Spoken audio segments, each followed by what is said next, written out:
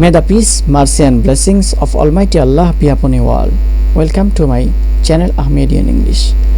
আজকে unity is strength বা একতাই শক্তি, একতাই বল, এই কমপ্লিটিং স্টোরিটির ওয়ার্ড বাই ওয়ার্ড ট্রান্সলেশন করব। আপনারা এই কমপ্লিটিং স্টোরিটির একটি পিডিএফ ফাইল আমার ভিডিও ডেসক্রিপশনে পেয়ে যাবেন, ওখান থেকে আপনারা কালেক্ট করে নেবেন। আপনারা যারা আমার চ্যানেলটিতে নতুন তারা কাইন্ডলি সাবস্ক্রাইব করবেন।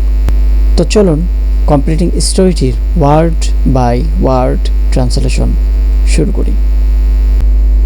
লং অ্যাগো, অনেক আগে, দেয়ার লিভড, বাস করতেন, অ্যান ওল্ড ম্যান, একজন বৃদ্ধ লোক, একজন বয়স্ক মানুষ, ইন এ ভিলেজ, একটি গ্রামে। তো অনেক আগে একটি গ্রামে একজন বৃদ্ধ লোক বাস করতেন। হি ওয়াজ এ ফার্মার, তিনি ছিলেন কৃষক। হি হ্যাড 4 sons, তার 4টি ছেলে ছিল। দি সন্স, ছেলেগুলো, অফেন কোয়ারেলড, প্রায় ঝগড়া করত, উইথ ওয়ান অ্যানাদার, একে অপরের সাথে। দি ফার্মার অ্যাডভাইসড, কৃষক লোকটি উপদেশ দিতেন, দেম, তাদের, নট টু কোয়ারেল, ঝগড়া না করতে, অ্যান্ড কিপ ইউনাইটেড, এবং একতা রাখতে, টু লিড, অতিবাহিত করতে, এ পিসফুল লাইফ, একটি শান্তিপূর্ণ জীবন। তো একটি শান্তিপূর্ণ জীবন অতিবাহিত করতে এই কৃষক তাদেরকে ঝগড়া না করতে এবং একতা রাখতে উপদেশ দিতেন। বাট দি সন্স, কিন্তু ছেলেগুলো, did not pay any heed, কোনো মনোযোগ দেয়নি। পে হিট শব্দের অর্থ হচ্ছে মনোযোগ দেয়া। তো পে অ্যানি হিট, কোনো মনোযোগ দেয়নি, টু দেয়ার ফাদার, তাদের পিতার প্রতি। রেদার, বরং, দে কিপড বিজি, তারা ব্যস্ত থাকতো, উইথ কোয়ারেলিং, ঝগড়াতে। তো এইসব ছেলেগুলো তাদের পিতার প্রতি কোনো মনোযোগ দেয়নি, বরং তারা ঝগড়া করতে ব্যস্ত থাকতো। দি ডেজ ওয়ার পাসিং, দিন অতিবাহিত হয়ে যাচ্ছিল। অ্যান্ড দি ফার্মার, এবং কৃষক লোকটি, ওয়াজ গ্রোয়িং ওল্ডার, বয়স্ক হয়ে যাচ্ছিল, তথা তার বয়স বাড়ছিল, বেড়ে যাচ্ছিল। সুতরাং হি বিকেম, তিনি হতেন, এক্সট্রিমলি ওয়ারিড, ভীষণ চিন্তিত, about the future of his sons, তার ছেলেদের ভবিষ্যৎ সম্পর্কে। তো তার ছেলেদের ভবিষ্যতের ব্যাপার নিয়ে তিনি ভীষণ চিন্তিত হতেন। হি বিকেম, তিনি হয়েছিলেন, ভেরি আপসেট, খুব উদাস, টু সি, দেখে, দি কোয়ারেলসাম, ঝগড়া, অফ হিজ সন্স, তার ছেলেদের। তো তার ছেলেদের ঝগড়া দেখে তিনি ভীষণ উদাস হতেন।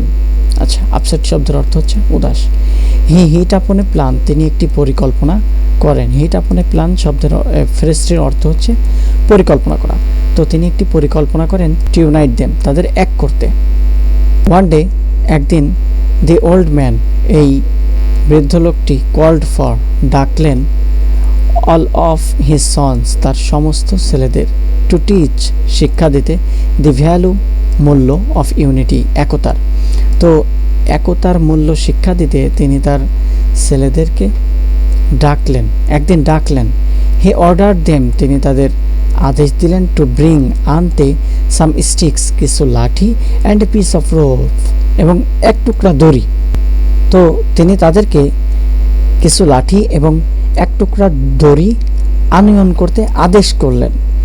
আচ্ছা, দে ব্রট, তারা আনলেন। ব্রিং থেকে ব্রট শব্দের অর্থ হচ্ছে আনয়ন করা। এটা হলো ভার্বের পাস্ট ফর্ম, এটা হচ্ছে পাস্ট ইনডিফিনাইট টেন্সে আছে। তো দে ব্রট, তারা আনলেন, সাম স্টিক্স, কিছু লাঠি, অ্যান্ড এ রোপ, এবং একটি দড়ি। তো তারা কিছু লাঠি এবং একটি দড়ি আনলেন। দি ফার্মার, কৃষক লোকটি, টাইড, বাঁধলেন, দি স্টিক্স, লাঠিগুলো, উইথ দি রোপ, দড়ি দিয়ে, অল টুগেদার, একসাথে। তো কৃষক লোকটি এই লাঠিগুলো দড়িটি দিয়ে একসাথে বাঁধলেন। হি আস্কড হিজ এল্ডেস্ট সন, সে তার বড় ছেলেকে বললেন, টু ব্রেক, ভাঙতে, দি বান্ডেলটি। তো সে তার বড় ছেলেকে বান্ডেলটি ভাঙতে বললেন। টু এর পরে ভার্বের বেস ফর্ম হয়, প্রেজেন্ট ফর্ম হয়। দি সন ট্রাইড হার্ড, ছেলেটি খুবই চেষ্টা করলেন, বাট হি কুডেন্ট, কিন্তু সে পারল না। ব্রেক, ভাঙতে, দি বান্ডিলটি। তো ছেলেটি খুব চেষ্টা করলেন বান্ডিলটি ভাঙতে, কিন্তু তিনি পারলেন না।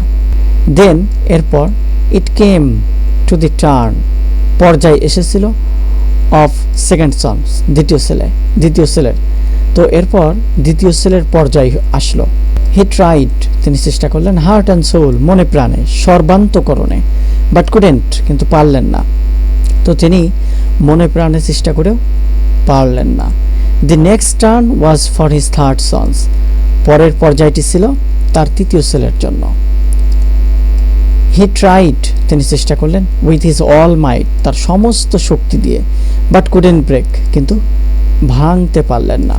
কুড হচ্ছে একটি মডাল ভার্ব, এরপরে ভার্বের প্রেজেন্ট ফর্ম হয়। ব্রেক শব্দের অর্থ হচ্ছে ভাঙা। Now the turn was his last and youngest son, এর পরের পর্যায়টি ছিল তার শেষ এবং সবথেকে ছোট ছেলের। দি রেজাল্ট ওয়াজ দি সেম, এই ফলাফলটি ছিল একই, অ্যাজ দি আদার, অন্যদের মতো, তথা সেও অন্যদের মতো ভাঙতে পারল না, তার বড় 3 ভাইয়ের মতো একইভাবে সে ব্যর্থ হলো। আফটার দ্যাট, এর পরে, the old man untied the bundle, এই বান্ডেলটি খুলে দিল, টাই মুক্ত করলো, দড়িটি খুলে দিল। অ্যান্ড হ্যান্ডেড ওভার, এবং অর্পণ করলেন, হস্তান্তর করলেন, এ সিঙ্গেল স্টিক, একটি লাঠি, টু ইচ সন, প্রত্যেকের কাছে। তো এরপরে লোকটি ওই বান্ডিলটি খুলে দিল এবং একটি করে লাঠি প্রত্যেকেরই দিল, আচ্ছা, হস্তান্তর করলো। দিস টাইম, এইবার, দে অল কুড ব্রেক, তারা সকলেই ভাঙতে পারলো। কুড হচ্ছে একটি মডাল ভার্ব, এরপরে ভার্বের প্রেজেন্ট ফর্ম হয়। তো তারা সকলেই এইবার ভাঙতে পারলো দি স্টিক, লাঠিটি, ভেরি ইজিলি, খুব সহজভাবে।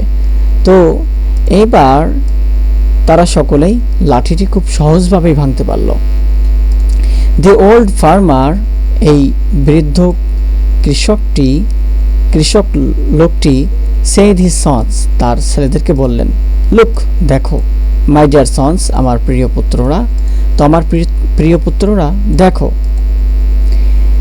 দিস ইজ, এটি হয়, দি রেজাল্ট অফ ইউনিটি, একতার ফলাফল। দিস ইজ দি স্ট্রেংথ, এটি হচ্ছে শক্তি, অফ ইউনিটি, একতার। তো এটি হচ্ছে একতার শক্তি। If you can be united, যদি তোমরা ঐক্যবদ্ধ হতে পারো, নোবডি উইল, কেউই পারবে না, বি অ্যাবল, সক্ষম হতে, টু হার্ম, ক্ষতি করতে, ইউ, তোমাদের। তো কেউই সক্ষম হবে না তোমাদের ক্ষতি করতে যদি তোমরা ঐক্যবদ্ধ হও।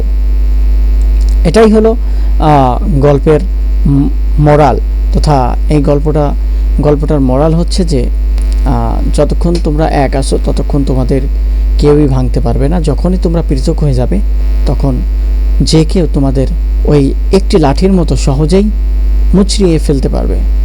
দি 4 সন্স, এই 4টি ছেলে, কুড আন্ডারস্ট্যান্ড, বুঝতে পারলেন, দেয়ার মিস্টেক, তাদের ভুল। তো এই 4টি ছেলে তাদের ভুল বুঝতে পারলেন। দে প্রমিসড, তারা প্রতিজ্ঞা করলো, টু বি ইউনাইটেড, ঐক্যবদ্ধ হতে, অ্যান্ড লিভ ইন, এবং বাস করতে, পিস, শান্তিতে, অ্যান্ড হারমোনি, এবং মিলনে। তো তারা প্রতিশ্রুতি নিল বা প্রতিজ্ঞাবদ্ধ হলো একসাথে থাকতে এবং শান্তিতে এবং মিলনে বসবাস করতে। তো এই ছিল কমপ্লিটিং স্টোরিটির ওয়ার্ড বাই ওয়ার্ড ট্রান্সলেশন। এটির পিডিএফ ফাইল আপনারা আমার ভিডিও ডেসক্রিপশনে পেয়ে যাবেন। আজকের মতো এই পর্যন্তই। সবাই ভালো থাকবেন, সুস্থ থাকবেন। আল্লাহ হাফেজ।